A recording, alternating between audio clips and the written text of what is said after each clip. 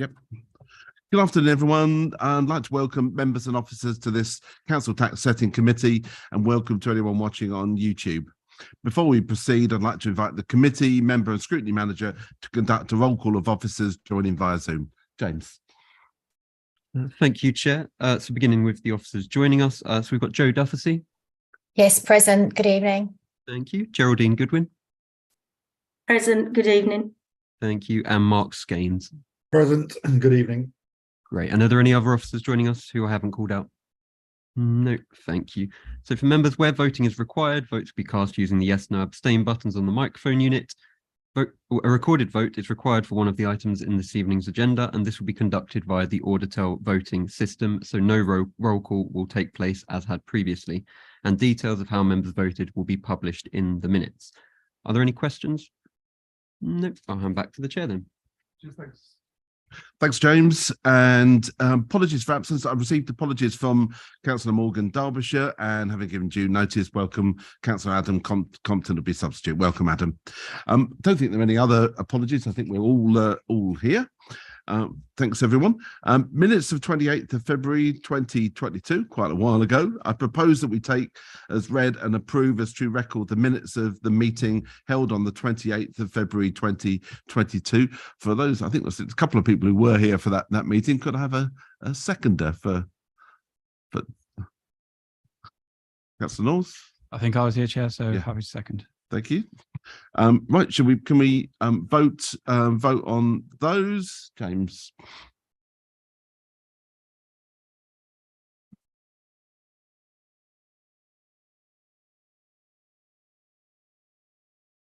Chair, that motion is carried. Thanks, James. So notification of other business. There's been no other business notified. In accordance with council policy, this meeting has been audio recorded as well as filmed. The audio recordings will be available to view on mod.gov and the film recording via the NHDC YouTube channel. Members are reminded to make declarations of interest before an item. The detailed reminder about this and speaking rights is set out under Chair's announcements on the agenda.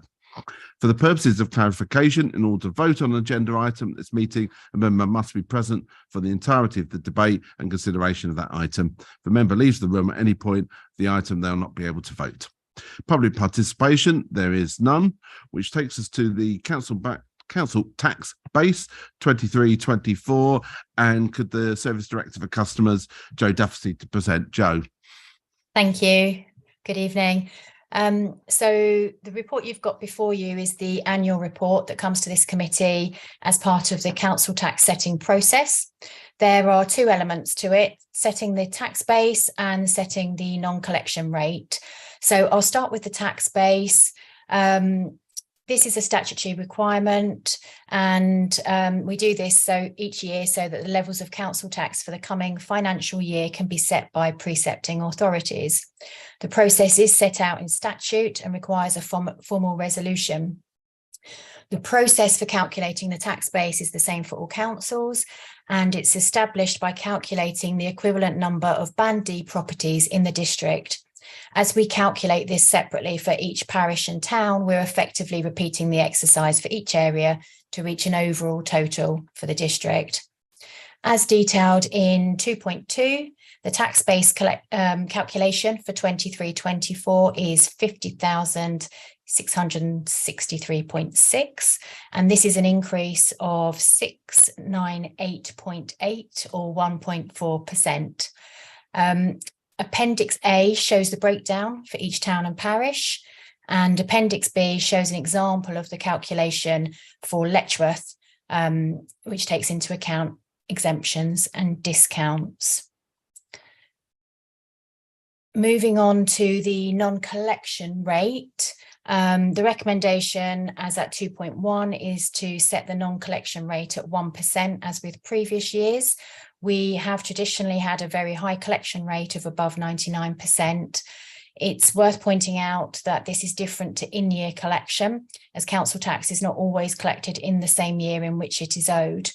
In-year collection is currently just ever so slightly below target, although it has been above target all year, and this is the first dip of the year. And looking back over previous years, when there has been a dip, it's typically around this time. And also there has been an increase in customers choosing to pay over 12 instalments rather than the standard 10, which obviously impacts on the in-year collection rate as detailed at 8.9 and 8.10 of the report. I will pause there in case there are any questions. Committee, any questions for Joe? Can't see. No, Joe, no questions for that, Joe. So, Okay. any debate? Any other debate on the recommendations in front of you? Listen, anything else you want to add before we move to agree on the recommendations, Joe? No, that's fine. Thank you. Any other comment? Can't see any hands. Shall we then move to the vote on this one? First of all, I'm happy to in accordance that we are. Let me rephrase this. The recommendations in front of you that the committee has recommended to set a non-collection rate of 1% for 23-24, and that the committee has recommended to set the council tax base for 22-23 at 50,663.6, and that the individual sums shown in Appendix A for each parish be agreed. In accordance with the Constitution Standing Order 4.8.16 I propose that the recommendations outlined are moved to a recorded vote. Could I have a seconder, please? Councillor Harbour, Councillor Denham Harbour, you seconding? Yeah. Thank you. If there's no, Them together or separately? I was going to take them together if unless anyone has a problem with that, but yeah, colleagues happy with that? Yep. So it's been moved and seconded. If there's no other debate, James, could we move to the recorded vote?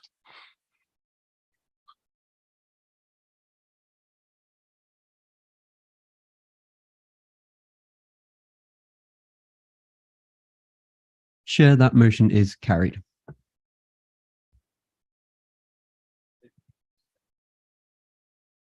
Oh, okay, I'll record it. Do you want? Sure. I mean, I'm happy to do it again if it's. Should we do it again? Yeah, So formally, yeah.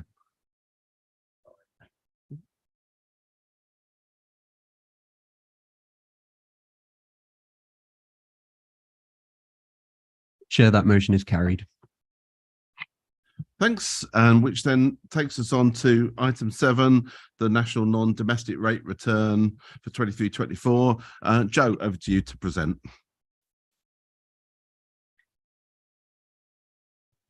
Sorry, I thought I'd unmuted. So this is another statutory return, which has to be submitted by the 31st of January, and this return is the best estimate of NNDR to be collected in the following year. It enables us to calculate any surplus or deficit expected and the amount of NNDR that will be retained locally. The NNDR 1 traditionally follows the government's autumn statement and is amended each year to take into consideration any changes to business rates that may be made in that statement. As with previous years, the form that needs to be completed is sent out with very little time for completion before the deadline. This year, the form was received on the 4th of January, and we also had a new valuation list on the 9th of January. Those two things combined has meant that the draft return was only uploaded this morning. So I appreciate that members may not have had a chance yet to have a look at that in detail. Officers have been working on the completion of this to meet the deadline submission date of the 31st of January, which of course is tomorrow, but were unable to meet the upload deadline for ModGov for the committee. Because of that, and as we have done in previous years, there's a recommendation at 2.3 that the committee delegates any amendments to the draft return so that we can get it finalised and submitted. I will just pause, and if it's okay with you, Chair, I'll just invite Mark Skeins to comment on this. Yes, that's fine. Thank you. Thank you. Just to reiterate what Joe said, the important thing about this year is there was a new valuation list will take effect from the 1st of April 2023. Just to give you an indication of how things have changed for us.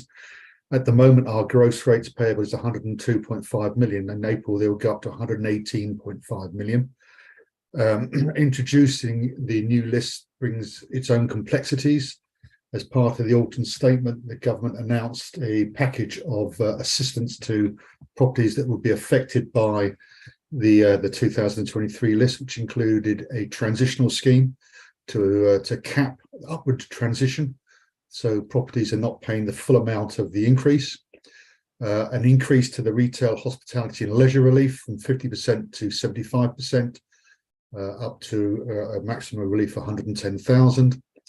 A very complicated supporting small business scheme relief, and this takes account for those properties that were receiving small business rate relief, and in the 2023 list they come out of that, so their increases are capped to 600,000 per year for the length of the list. And also was going to be introduced this year was an improvement relief, which allowed properties to make substantial improvements without having to pay an increase in business rates. This has been delayed into April 2024. Mix all those things together, it makes it a fairly difficult job to be precise for this in any shape or form. However, we have extrapolated the data as best we can, and we're hoping that we've got somewhere near the mark. Just thanks, Mark. Committee open for questions to Joe or to Mark? Or can't see any. Claire? Thank you, Chairman. To me, they're just lots and lots of figures, and I just applaud that the officers know which box to put them all in. And I do look at them, and I just think, yes, it's to be able to get the numbers in there and to get the everything out again at the end. Fine. There are things that I look at and I do always ask myself, why is that there? But I just assume that officers know exactly why it is there and why it is. But some of the things, and I'll pick on one because I never understand this one: public lavatories relief, cost to our authority, and there's also a cost to county, because I always thought that that was a service that district councils provided, not county. So I'm never quite sure, but I'm sure the officers have got it right. Do you want to come back on that, Mark? Yeah. The public toilet relief is for those lavatories in current use, and is given against the rates payable. Now we pay for the rates on all our public lavatories, so we receive the relief. But we're giving it to county. What's the county aspect to that, Mark, or could you sort of perhaps just explain that point?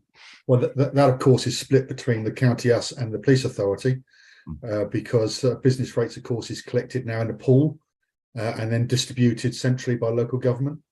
Our share of that, I think, is about 3 or 4p in the pound. Claire, that covers. It does, but it's yes. our service is my comment. Okay, any other questions?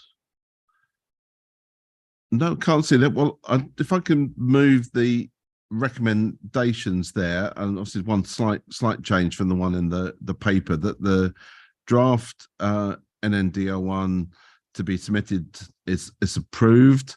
That it be noted the second draft version of the NNDL was sent to councils by the Department for Levelling Up Housing and Communities on Wednesday the 4th of January. The final version of that will need to be returned to DLUHC by, won't be Tuesday, rather than say Monday the 31st, by Tuesday the 31st of January 2023, and that the committee delegates any amendments to the return resulting from changes to the form and any additional guidance to the service director customers in connection with the service director resources and the chair of the council tax setting committee. I'm happy to propose that. Can I have a seconder?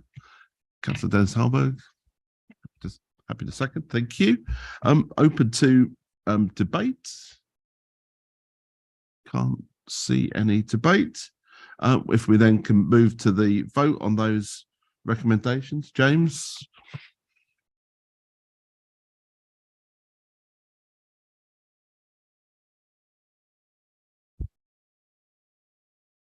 Thank you, Chair. That motion is carried. Thanks, James, and obviously thanks to sort of Joe, Mark, and Jerry and the team for all their work on this. So I think, as Councillor Strong said, it's a work of art, I think would be fair to say. But that moves us to the end of this meeting. Our next meeting of this committee is on the 28th of February 2023. Thanks everyone for their attendance. Obviously, thanks again to officers and James as our officer here. Thank you. Good evening. Thank you.